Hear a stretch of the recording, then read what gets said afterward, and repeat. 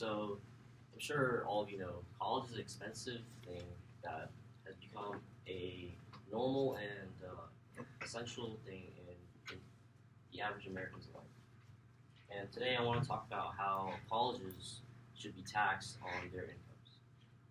So one rising problem in America today is how college tuition is increasing at an incredible rate, much faster than inflation itself. So in this graph here, you can see that college education inflation rate has been increasing like 5 times greater than our the America's consumer price index. And the consumer price index is basically like another way to say how prices for certain products have increased over time. And here you can see this red line shows tuition increase, tuition inflation, while this blue line shows regular inflation increase. And tuition inflation increase has steadily been and consistently been much greater than CPI index. So the problem here is that colleges are not taxed on their income, such as tuitions and fees, the property taxes. They don't have these taxes. Student debt has been like a massive problem throughout America. You can see that it's increased. It's in 2010, it beat our nation's credit card debt. And here's a graph of American debt in 2016. You can see that credit card debt is under 1 trillion, while student loan debt is at 1.4 trillion. This is all due to IRS code 501c3. What this code does is it exempts colleges and educational institutions from paying taxes on their incomes from tuition and even like state appropriations. So what happens is these institutions take in billions of dollars from state appropriations from taxes, but they put none out.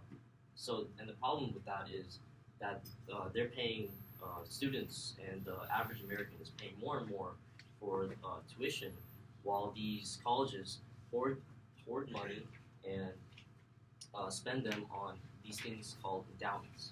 So what an endowment is, it's essentially a large hedge fund. And if you don't know what a hedge fund is, it's a bunch of investors grouping together and investing in different things to spread their portfolios. So this chart here shows the 10 richest institutions, colleges and universities in America today. And you can see this is in thousands of dollars. So Harvard University's endowment is aged at $36.4 billion. That puts them between as a greater economic force than Bolivia, and it's only a 5,000-acre campus. So let's do some math. So in 2018, Harvard's endowment is at 39.4 billion US, while Harvard's yearly tuition is only 50,000. Well, I say only, that's still a lot. And so their undergraduate class has consistently been around 6,000 students for the past decade. 6,000 students. So how many years of tuition could Harvard front for their 6,000 undergraduate population? Well, they could front 120 years of tuition. So the problem here is that these colleges, they're hoarding money, they're investing it instead of putting it back into the students. I think that tuition could be lowered much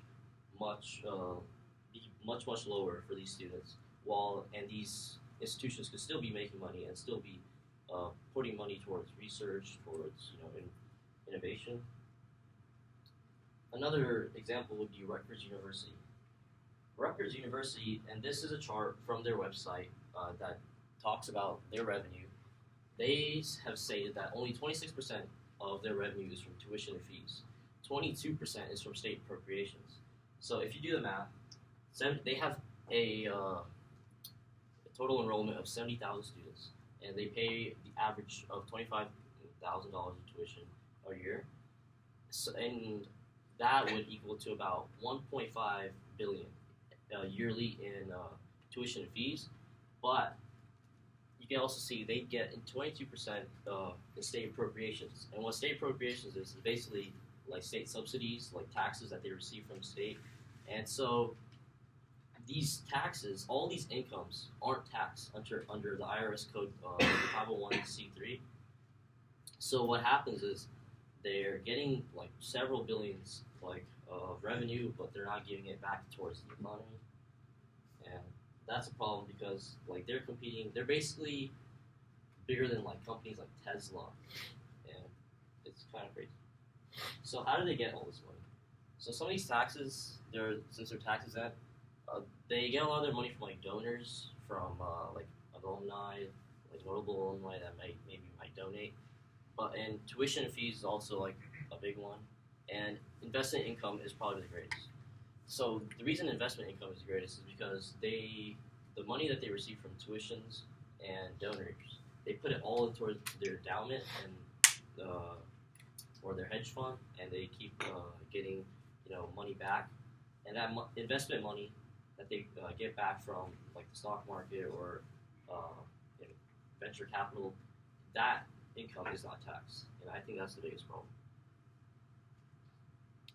So yeah, we're going to talk about that. So there's a fake solution that has been like coming across America recently, and that's increasing property tax on like more wealthier people. I think this isn't the way to go because this doesn't really solve the problem of like tuition being decreased. It just solves the problem of we should tax people more so that we can keep giving money to these institutions which hoard money, put it all in their endowment. I think the real solution would be to talk more about legislation, talk more about why tuition is so expensive and like how it could be significantly lowered. So what can you do? I think the best thing to do is to talk about the issue, and I think that's like already happening. But I feel like there aren't like any good ideas being put forth. I feel like we should, start petitions, maybe sign petitions that are already like have been put out there, and propose new legislation as a whole.